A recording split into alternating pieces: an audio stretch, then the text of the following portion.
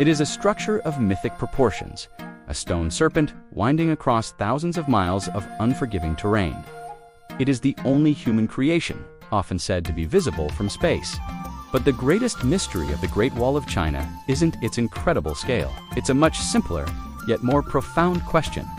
Why was it really built? The story doesn't begin with one single wall, but with many.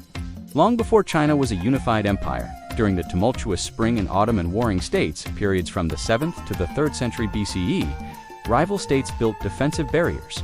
These were early earthworks, walls of stamped soil and gravel, designed to fend off neighbors and nomadic raiders. They were scars on a fractured landscape, symbols of division. Then came a man who would forever change the destiny of this land, Qin Shi Huang, the first emperor. In 221 BCE, he conquered all rival states, forging them into a single entity we now call China. With unification came a new, more formidable threat. To the north, the nomadic Zhongnu tribes, masters of horseback warfare, raided with terrifying speed and ferocity. Emperor Qin's vision was bold and brutal: connect and fortify the existing walls into a single, unified defensive line. The Great Wall was conceived not just as a barrier, but as the very spine of his new empire. So, why was the wall built? The most obvious reason is defense. It was a monumental military project designed to repel the relentless incursions of northern nomads like the Xiongnu and later the Mongols. The wall was a line in the sand, a physical barrier to slow down swift cavalry attacks, giving the empire time to mobilize its armies. Watchtowers spaced within sight of one another used smoke signals by day and fire by night to create a rapid communication system, a sort of ancient telegraph line that could transmit news of an attack across hundreds of miles in just a few hours. But its purpose was far more complex than just defense. The wall was an instrument of border control. It channeled the flow of people and goods, allowing the empire to regulate trade and levy taxes. It was the gatekeeper of the burgeoning Silk Road, protecting the precious caravans that carried silk, spices, and ideas between East and West. By controlling the access points, the dynasties that maintained the wall controlled the economic lifeblood of the region. Beyond its physical functions, the wall was a powerful symbol. It was a declaration of imperial power, a tangible manifestation of the emperor's will, stretching to the very edges of his domain. For the people within, it defined the border between civilization and what they considered the barbaric lands beyond. It was a psychological barrier as much as a physical one. Its presence on the horizon served as a constant reminder of the empire's strength and a warning to any who would challenge it. It was a wall and a warning. The human cost of this ambition was staggering. The construction of the wall was one of the most arduous engineering feats in human history. Millions of workers, soldiers, conscripted peasants, and prisoners were sent to labor in brutal conditions. They toiled under the scorching summer sun and in the freezing winter cold, hauling massive stones up steep mountains and compacting earth for miles on end. The materials varied by region and dynasty, from rammed earth and wood in the early stages to the iconic brick and stone we see today. So many perished from exhaustion, accidents, and disease that the wall earned a grim nickname, the longest graveyard on earth. Their bodies, it is said, were buried within the wall itself, their souls becoming part of the very structure they were forced to build.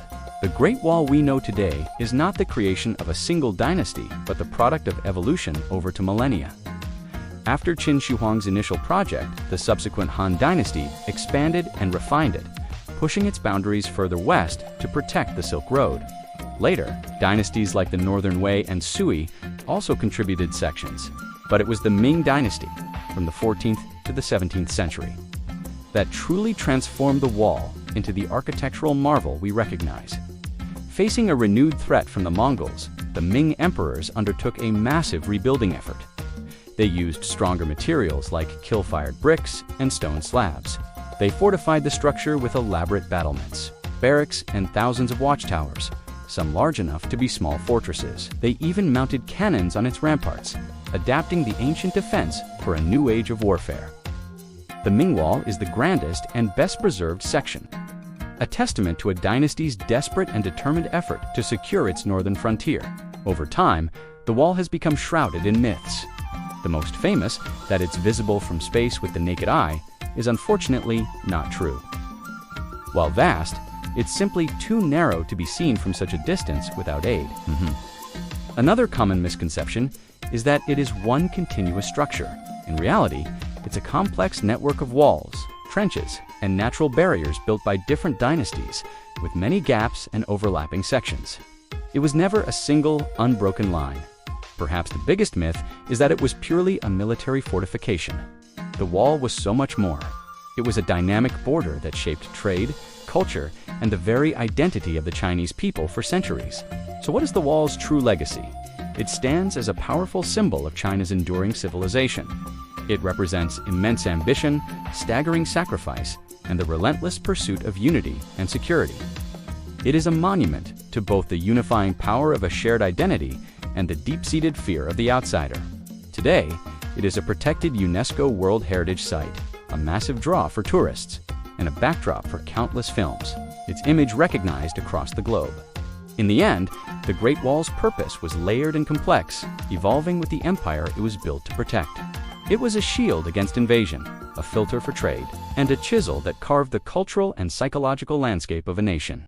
It wasn't just built to keep others out, it was built to hold China together. If you enjoyed this journey back in time, be sure to like this video and subscribe to Digital Time Vault for more stories from our past.